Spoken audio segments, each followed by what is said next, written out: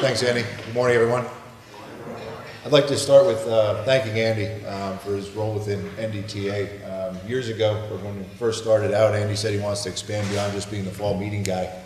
And from a CLIP perspective, I think Andy and the team have branched out to tackle issues like the ports that we have here, and some really good and robust conversations yesterday and hopefully into today, but also looking at things like fuel and cargo preference and a lot of things that are truly meaningful towards having a sustainable and viable U.S. flag fleet. So thank you for that, Andy, and everybody at NDTA.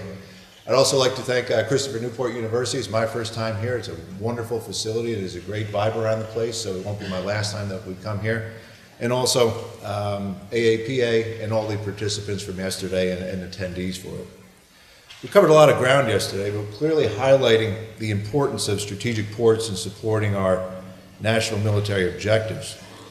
Where I wanted to insert myself into the discussion and find some relevance, and it was to bring you a flavor of the commercial aspect of the discussion.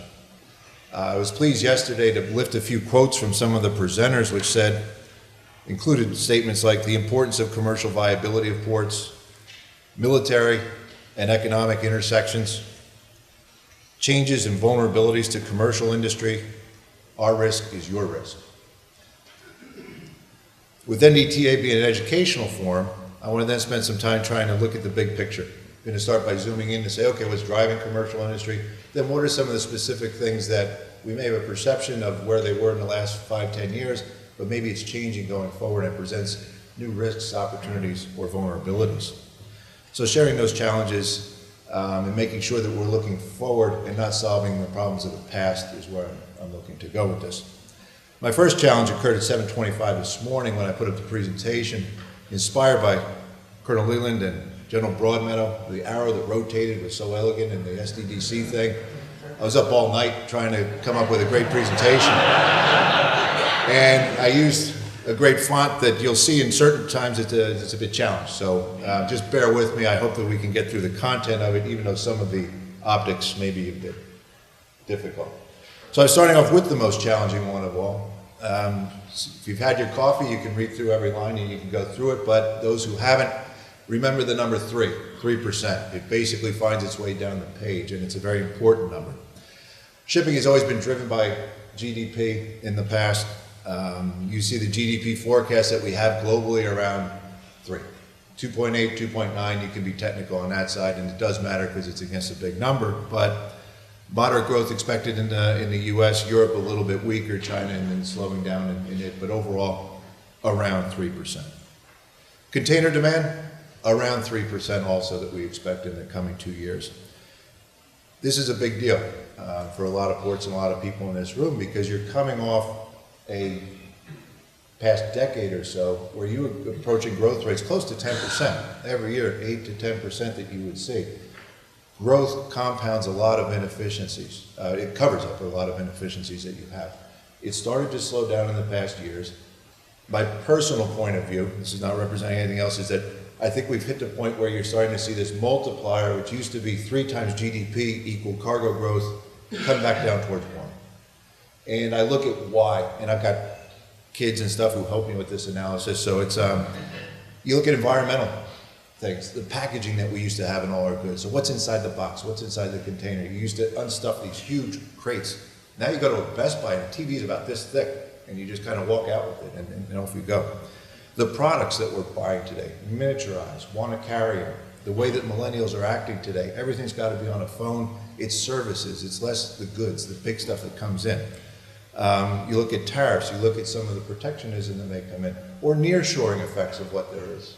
So my kids want custom stuff. They want it to say their name on the heel of their shoe, they want it there, so there's a lot of work that needs to be done near shore that is really kind of affecting the total volume that we have moving between the continents. So I think it's some of the macro trends that are playing into what we could expect. So we don't personally expect there to be this huge growth rate again where we're back to 8 and 10%. It's a bigger base nowadays, but it's a more moderate growth tied to where we think GDP is at the end of the day. Supply side, also about 3%, so what you would expect, and one of the big things that we talk about is what is the vulnerability of the industry. We had a Hanjin bankruptcy a few years ago. It sent a shockwave through everybody because it disrupted global networks. Question was asked, how healthy are you? How healthy are other carriers in the thing? I think looking forward, we can expect there's going to be some blips up and down as we go forward, but in general, you'll see a level of profitability that we've seen in the last year or so, which is in our view, relatively sustainable. The industry's gone through a big period of mergers and acquisitions. We're coming out the other side of it. We think it'll be okay for the next few years. Generally, every 10 years, something happens in mergers and acquisitions, so we've got another 8 to go. Rates are fairly steady, and again, it's these spikes that go. So if you take something from this slide, and it's the most crowded slide of the day, so don't be intimidated by it. 3% is a number. This is one where you're probably saying, okay, where is it? Behind this is actually a map of the world, but we talk about the routes and the networks, and this is an example of what is the commercial fleet and where's the U.S. flag in all this stuff. Starting in the bottom left-hand side, you see that there's over 6,000 active ships out there, lots of TEUs in annual capacity, and lots of deadweight. The U.S. flag fleet, we could say the numbers, there's 81 that are on the international side. We can add a few large Jones Act, but we say about 100 vessels that are in the U.S. flag fleet capable of extending overseas. Kevin will play with the number, but about that. That's a small number when you weigh it against the 6,000 global that you have. It's represented by, if you can make out the red lines up there that go, and there was a reference made yesterday during the lunch hour to the steady state network, the one that plows along that's there every day. Two things. Number one, I think we can do better. I think we can have more U.S. flag assets in there, and that's a goal that is embraced by a lot of people in this room. So you can expect that this speech, it represents the low point of what we would have for a U.S. flag industry. But the second is take a look at the blue lines. This is actually a network that you have access to today. And when we talked about the ability to react, to change to different things that are not part of the plan, I've been surprised. If you look at the red lines, there's a lot of blue lines that go with it, underneath it. And the ability then to shift and move and change and amend the way that you go is existing. And this is just representative of one company. You've got to multiply this map by the number of providers that you have in sea lift. And you actually do have the ability to flex and scale this network as you need in order to react to a contingency. So I think it's visually it may not be a great picture, but it's a very important one to understand that the access and the capability brought. Red lines are everyday, solid state, this is it, but when something goes up and something happens, there's a lot of blue lines that can be taken in to help advance the cause. So military ocean transportation by the numbers, just to give you a flavor of what we're doing. There are 41 vessels that are container vessels under U.S. flag. 2.2 million nautical miles sailed on U.S. flag vessels annually. 2.2 million miles is the equivalent of traveling to the moon and back almost 5 times. Personally, I've never been to the moon. For those in the audience that have had, maybe that's relevant. There are 114 countries serviced by the U.S. flag. That's about 60% of all the countries on Earth. 268 terminals called by U.S. flag vessel operators. So as we're at a ports conference and you're wondering, okay, what is the size of what we're looking at? This is what is called today, not what could be called in a contingency situation, but there's a lot of things that we need to consider. 19 vessels, U.S. flag RoRo or bulk. We have 500 deadweight tons, the largest U.S. flag vessel in terms of deadweight tons. That's the individual vessel. That is the equivalent of 37 million bags of flour for the bakers in the room that can understand that. And 7,471 TEU vessel. It's the equivalent of 46 million pairs of shoes that you can carry on one ship. And I was going back in my earlier career, I used to call them Timberland, and Timberland would argue the number is less because they make boots, so they need a cheaper rate. And I should charge more to the baby shoe people, but anyway. And basically 73,000 FFE is moved each year. It's the equivalent of every 6 minutes, there's a shipment going out on the U.S. flag. This is an example shipment. Again, probably the background is a bit challenging, but this is the supply chain. 2/3 to 3/4 of everything that we do and touch involves the full end-to-end scope of this. So when we talk about sea lift, we tend to focus on the middle part, which is the ship. But there's about 25 to 30 transactions involved in these 7 points that you see up here. Some of them include you have to quote, respond to quote, routing request, booking confirmation, equipment pickups, load transshipment, discharge, payments, release, customs. It goes on and on for these 25 to 30 transactions. Each one of those presents a specific efficiency, opportunity, or vulnerability in what we do. But it's also a capability that's provided in this that we actually do the Fort to Foxhole and end-to-end logistics in much of our business. What is the vulnerability of a port? Down there we've listed out berthing delays, strikes, congestions, cut and run. It's critical in this network that we have the ability to react and become flexible. Some of these things are unavoidable. When you have a berthing delay, it could be caused by the person in the berth doesn't leave, you're late, there's equipment that's broken down. There's so many variables that come into this. Strikes are obvious, congestion is a problem.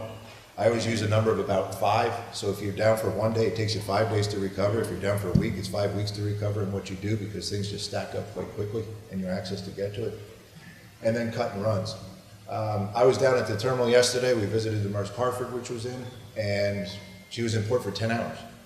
I asked the captain, what's the first thing we could do for you? He's like, can you extend the port stay so I can at least get off the ship instead of going through? But you literally have 10 hours to load about 500 to 600 containers was the number of moves that he had to do. So if that went wrong, you frustrate some things. And I sent pictures. Some of that stuff loaded yesterday was flat rack vehicles going out to Ukraine and Pakistan. So it's quite critical to go in there.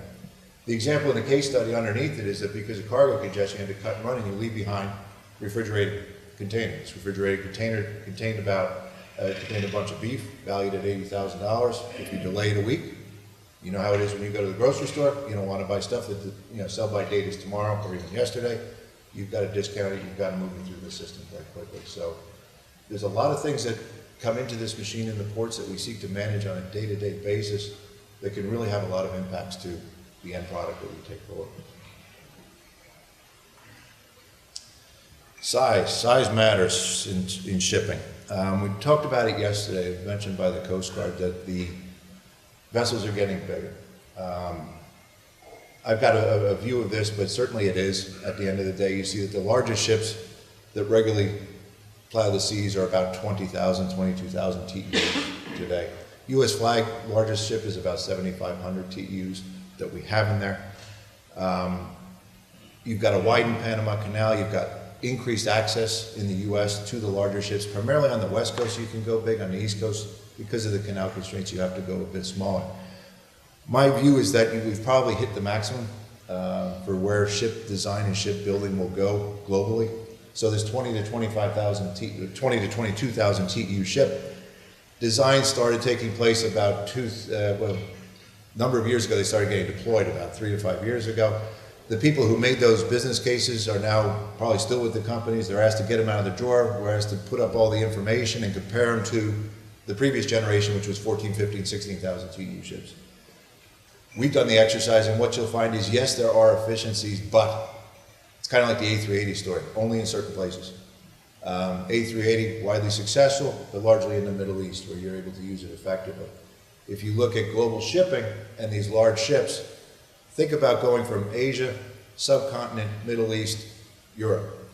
If you goof up along the way, there's always another port coming within a few days.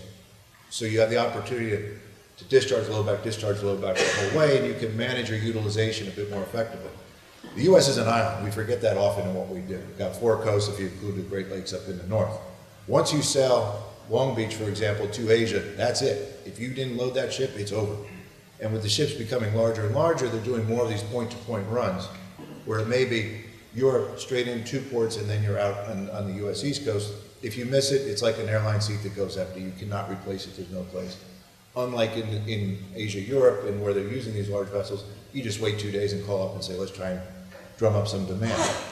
So we think that we've hit the theoretical limit because those advantages that you gain with the large ships, the restrictions that are there from a geography, and the economies basically say go back to the 14 to 16,000 TEU as the largest ship that'll probably call the U.S. on a regular basis.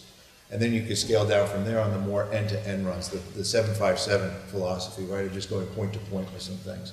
That's where I think this industry is headed in terms of the ship size and scale. It was interesting, when I was down at the port yesterday, I saw Costco had one of the vessels, and it was one of the the larger ones about 14, 15,000 TU. All the other ones were in this 75, 8,000 TU range. So that's kind of where I see the ship size going for us in the future. Handling equipment.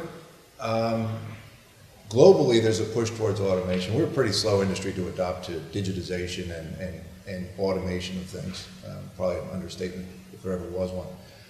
But now environmental rules are coming in, so this is around pollution, this is around noise control. They say now you need to switch from diesel plants and diesel pieces of equipment, which we have down. So you go to Norfolk, there's a guy who sits at the very top of this thing driving it sideways. I was in a van, he was coming right at me yesterday. I was like, okay, let's pull over. Didn't look overly safe. To now these electric and programmable handling equipment. What's the consequence for this audience? You've gone from something which is diesel powered with a person sitting in the machine to something which is electric and the opportunity to program and do all the handling equipment. So again, your vulnerability has changed from who's driving this and where are they going to, okay, it's all programmed, suppose somebody messes with the programming that we have in this. What are the consequences of that? It's more efficient. It's back to when you gain efficiencies. Do you increase your vulnerabilities? It's a food for thought on the handling equipment. It's going to be legislated into effect because people who live along the coastlines, the people representing them say, I want clean air, I want it to be quieter, we're not building any more shoreside real estate, so make this better. We will have to convert to all this stuff and are in the process of doing so. So now for a High Wire Act, I want to take a multimedia approach never taken before by myself personally, which is to show you a brief video of Ben. I don't know Ben, but Ben's in Rotterdam. And this is what takes place overseas in terms of how they operate ships. And I thought it'd be a good insight. It's about a 3-minute or so video that shows you what's in place today at a terminal in Rotterdam handling the cargo that's getting off on the other side. If I do this correctly.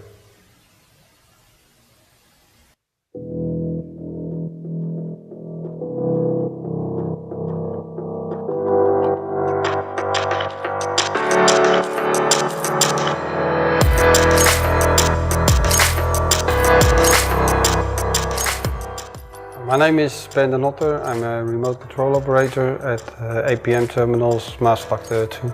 My main task is to load or discharge container from a vessel. When I first came here, I thought it was quite a challenge to operate with something very new and never shown in the world.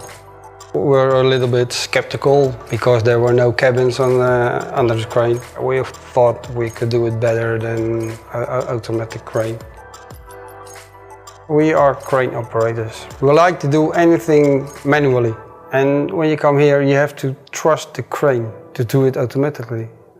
And you want to interfere, you want to take over. But you can't do that. So you have to let the crane his job, and that's difficult for us. Now I'm used to it, but in the beginning that was very difficult. I trust them now more than I did before. Not fully 100%, but 95%. Operation on a remote comparing to a cabin operation, I think it's more efficient because the crane can go 24 hours a day without stopping. Because when someone wants to take over from you, standing next to you, you're standing up, he's sitting down, crane goes further. So you won't have to stop the crane.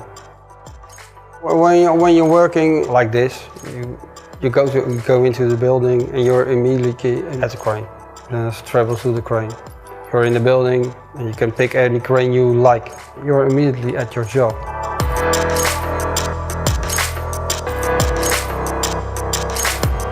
Well, collaboration with my colleagues is different, very different. You can switch crane if you want because someone standing next to you, you stand up, he's taken over, and then you can go to the toilet or get some coffee.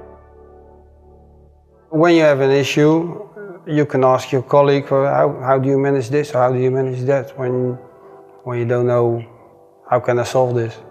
And then your colleague can help. That's an advantage by sitting next to each other, so that's a big benefit.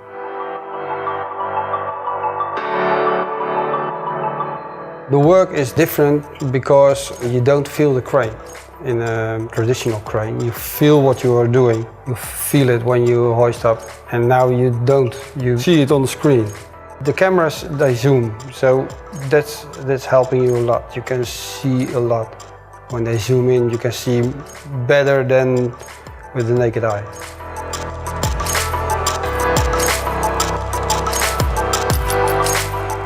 The main benefits of working in a control room, first of all, it's better for your body. You don't have to bend over to do your job. You can sit straight, you can stand if you like. So that is, in my opinion, it's better for your body. I get more relaxed by doing this than sitting on top of a crane. Now I think I'm comfortable of what I'm doing now. For me, it's better than on a traditional crane, so I'm happy with what I'm doing now. I like my new environment.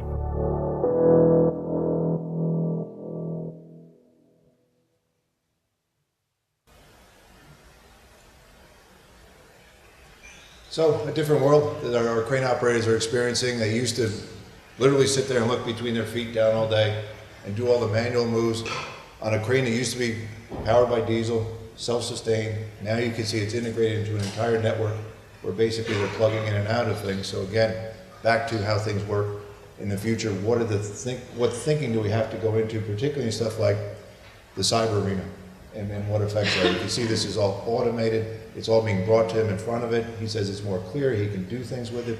But what vulnerabilities does that ultimately expose? In digital innovation, we know what it's about. Again, our industry is not necessarily on the forefront of getting to it, but we are now talking about digital supply chains. How do we automate?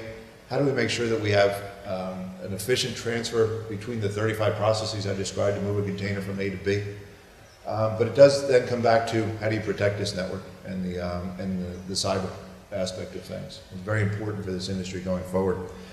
In our experience, there's three things that you should be aware of or be tuned into when you talk about the cyber. The first is building defenses as high as possible with detection technology, so you know when something's coming in and when something's on your network.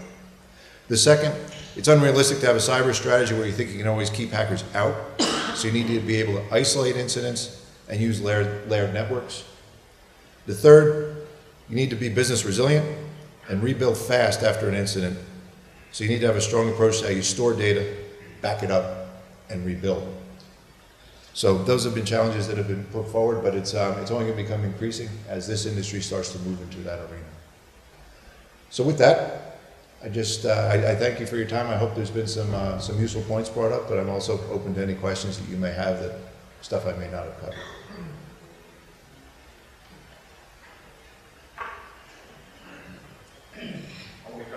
You don't need a microphone, Bob. We know that.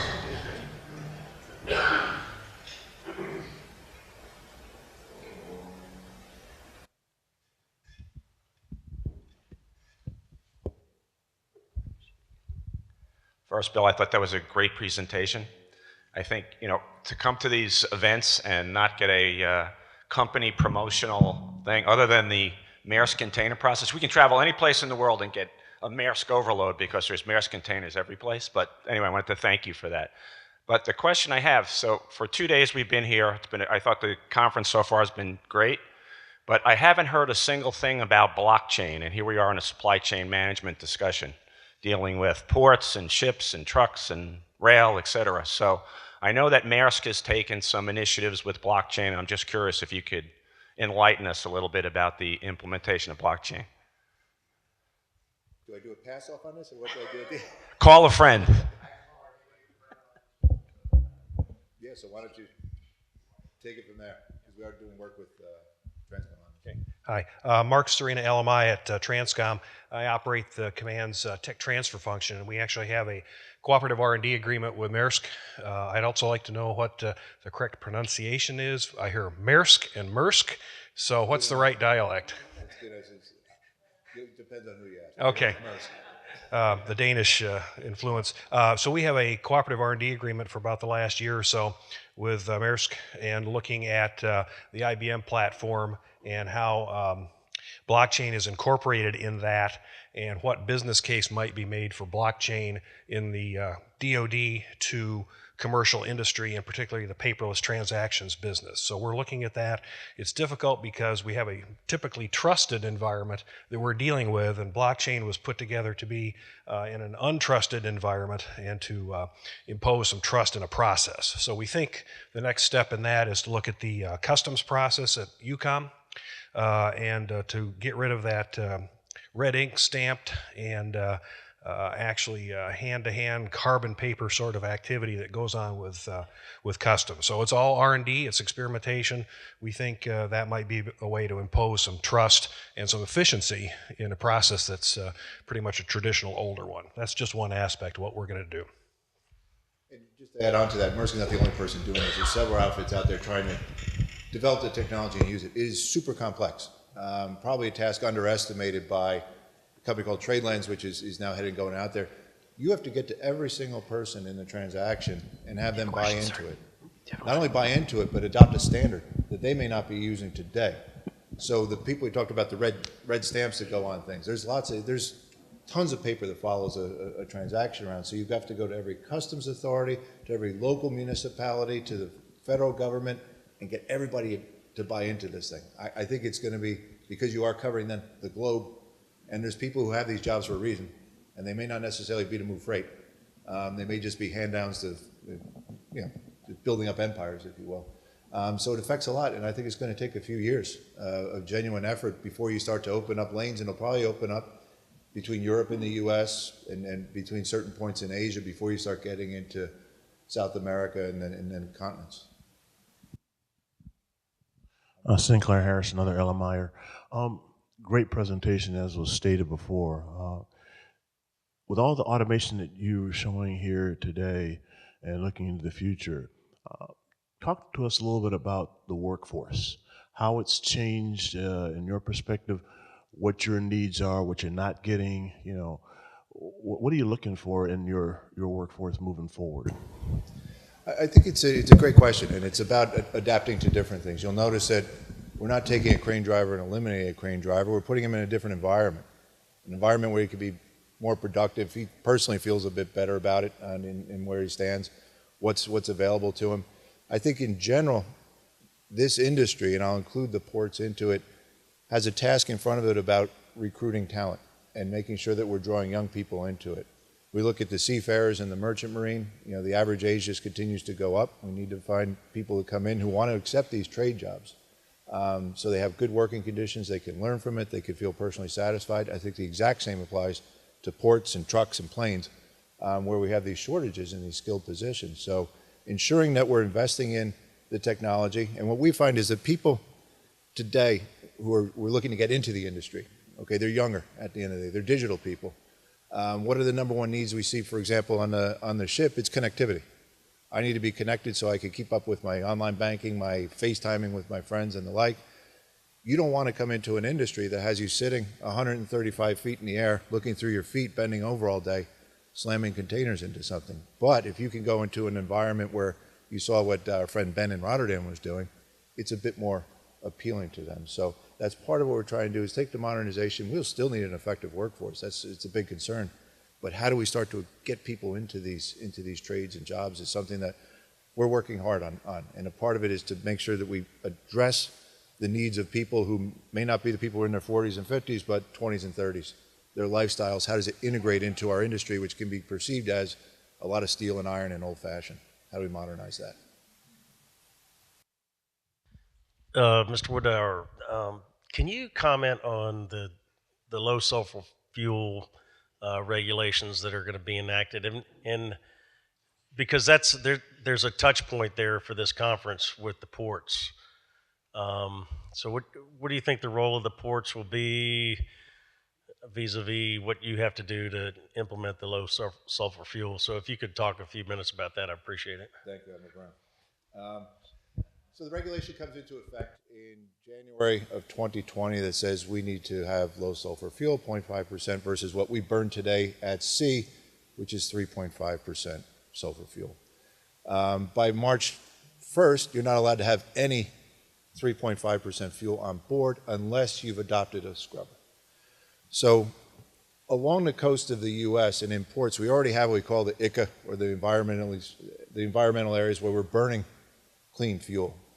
The impact comes when you start transiting the oceans, where you switch over your fuel from, call it the expensive clean fuel, to the cheaper, dirtier fuel, which is a fact of what it is.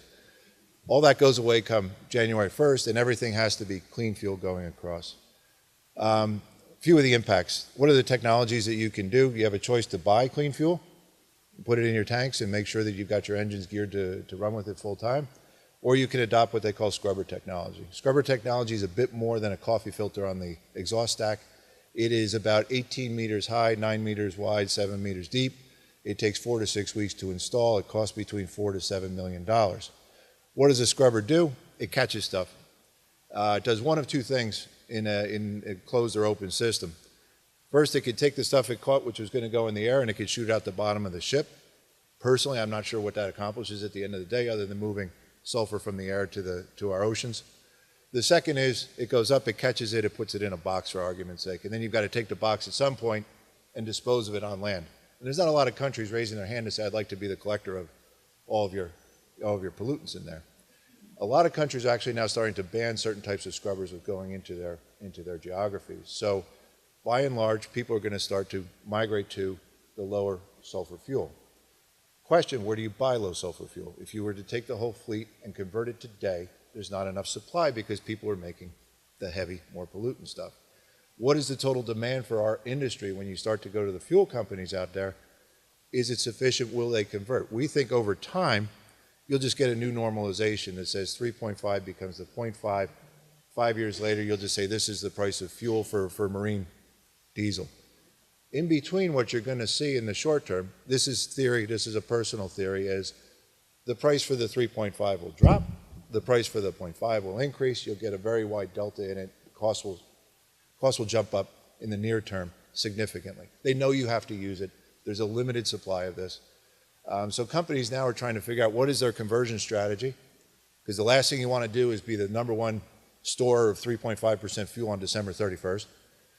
You want to burn your way down and then have this nice clean transition over to it. But to do that, you've got to clean your tanks, re-gear your engines, everything else. It's actually quite complex. And then you've got to find out assured access. So I know companies, ours for example, has put strategic locations in Asia, the US East Coast, in New Jersey, and also one down in the South Atlantic and one in Europe to make sure that we have fuel access for the vessels that we have. And it's starting to store this stuff as we go. So it's a big deal for the industry. Getting it wrong can bankrupt some people if they don't do it properly. It's a big hurdle. It's the right thing to do. This is not a regulation that was imposed yesterday. This has been in the works for years, which is also the problem because it's been in the works for years and it's been extended and extended. So when do you take it seriously when it comes? Well, it's serious, and I don't think we're going to get any relief come January 1st. We don't expect it. We're not advocating any relief. But it's a big deal for the thing. The crack right now between the two fuels, you're talking about $250 difference. We burn 400,000 tons of fuel a year. So if you multiply those two numbers together, you'll see it's a big deal for us. And we're just represent one company. This is those 6,000 ships that we saw before. Military vessels are excluded from it, so it's all commercial ships that have to comply with this as we go forward. Did I cover that? Sir, John Barrett, Joint Base Charleston. Over the course of the last few days, there's been discussion on what great power conflict and contested degraded environments. What does that mean to you? What do you think that means to commercial shipping in that type of scenario? It's a great question. It's a broad question too that we go to, and I think it's. I always call it the ace of spades when you get bucks and you say it's a contested environment. Now, what does that mean? Okay, have I lost communications? Have I lost my GPS orientation? I always say that when you're entering a contested environment situation and it's significant, a lot of other things happen. So take North Europe, for example, and say that we have a contested environment in North Europe. The commercial industry has probably changed its shape too, its access, where you can go in it. The ability then to plan contingencies is probably an endless list of things that we can do. What we're trying to plug into and focus on is largely on the communications and resilience front. Is what it means to us in the commercial environment. MARA has done some great things where they're starting to put some, give us tools and assets to ensure that we have communications going forward in the event that an event happens, a contingency or crisis. But then also starting to plug in with people like at Military Sea Lift Command to understand what training do our mariners need? What do they need to do to understand how to go into convoy, evasive maneuvers, things of that nature. So I think it's an emerging list as we start to pick away at what does it mean to be in a contested environment and what are some of the specific contingencies we could see. But we need to keep at it. We're clearly not where we would need to be fully integrated in as far as the military is developed. Good morning, John Ditmar, North Carolina Ports. As maybe a follow-on to that, but you also mentioned GPS, contested environments. Our adversaries make efforts to spoof GPS on a regular basis. With Loran no longer being around, what are your thoughts on that navigation piece linking in with cyber and how we can better protect our fleets? Yeah. It's a great question, and one that I was on board a ship about 2 months ago or so, and I said there was a secret locker. The guy put a blanket over it. I said, "What's behind the door number 1 here that you're hiding from me?" He said, "It's all my maps." He goes, "Because you took away all my paper maps, and it's now all digital at the end of the day. And if I lose my bearings, this is my backup and redundancy system is a map." Now the problem is the map makers aren't making maps anymore. So now you say, okay, you've got a map, but now the channel's changed. You've had a hurricane come through. There's a different navigation pattern. It's useless. And this is a question that remains open. We try and work best with the redundancy system. Every ship has multiple systems that you can go through in it, but call it what it is. They are now dependent upon that system to navigate the channels that they have in front of them. The maps will, in time, and not long, fade out from their relevance. So I think it's a vulnerability that I don't have a specific remedy for in my pocket right now. Bill, thank you for the presentation. A question for you on foreign direct investment, and particularly in Europe. State-owned enterprises of China making significant investments in their One Belt, One Road, container handling facilities in Piraeus. So sort of from a NATO perspective, the eastern flank, all 3 terminals 100% owned by Chinese state-owned enterprises. For your companies, maybe not so much of an issue. I understand the economics for some nations or operators as a source for bringing in capital. What do you see as sort of the long-term view of that? Is it just business as normal in terms of capital? And what's the strategic implications of that, particularly for somebody like General Farman? Thank you. I think we've talked specifically about, you look at China's strategy, for example, and what they have. I think they have a fully integrated strategy from top to bottom. Can you build a ship in Europe? Not of any consequence. Can you build a commercial ship in the U.S.? Not of any consequence. Can you build a ship? Keep going down the line, and you'll come down to the fact you could build a ship in Korea or China. Where do you get the steel for that ship? Well, Chinese steel that you get. Where do you deploy that ship? Well, number 1, if there's no place to deploy it, they'll build the ship, and if they have to, they own the shipping company that goes out there, and they'll deploy it out there. They invest in these port infrastructures so that when maybe it's a time of a contested environment that they have assured access to it. I don't think there's any doubt that they have a top-to-bottom integrated maritime strategy. I think you've been in MARAD working at getting a maritime strategy that sits in a place of significance but is not integrated to that top-to-bottom strategy, a national maritime strategy that says we are an island, we need an industrial base. You look at places like Philly Shipyard, you go to it, there's nothing happening there today. What happens when the next step and they close that shipyard if they have to? It would be devastating to us. We are at that point, and it's back to that slide of 100 U.S. ships, around 6,000, where this industrial base needs to be linked into a maritime strategy. We need to have something top to bottom to guarantee that we're the largest exporter of fuel, for example. How do we have assured distribution of fuel around the world? We have 4 tankers that go internationally today. That's not going to keep us going. So I think it needs to be an expansive and integrated strategy to match the one that China's before, and you can see the effects of what it is. It's creating an economic advantage to them to go out. They don't have to compete with us at the point of a gun.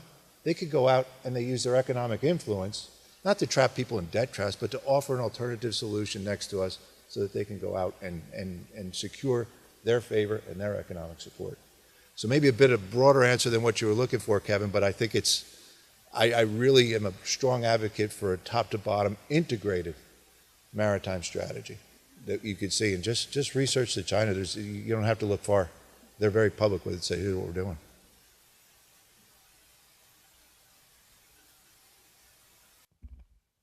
Stan Wallace, LMI. Thanks for a great presentation. My question's sort of on the future theme of the last few. Given your comments about larger ships, more capable ports, do you see a future where smaller, regularly scheduled service in smaller ports might decline? And I ask it given a national defense strategy that wants us moving toward more dispersed and more distributed operations. So is the trend at odds with where that strategy wants to take us? It's a good question.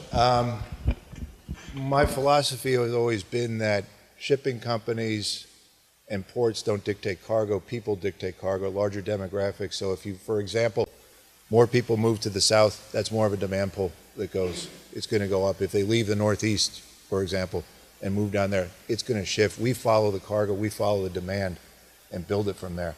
I think that what you have when you look at the distribution of ships that exist today, that bell curve hasn't really changed much. The new builds have come in to replace other large ones, so you've had this headline with the larger ones, but there's just as many medium and small size ships being made today. And the medium small size, I mean 1,000 TEU to 2,000 TEU, in that range. I think that'll continue, not least because you've got developing areas that you need to get into. Not everything has a natural deep water access that you'll need. You need flat bottom ships, and you need to get goods to people that go. So my view is that that bell curve, a distribution of vessels, what it looks like, you may move a couple of % here and there, but I don't think there's a huge tectonic shift one way or the other involved in it. Oh.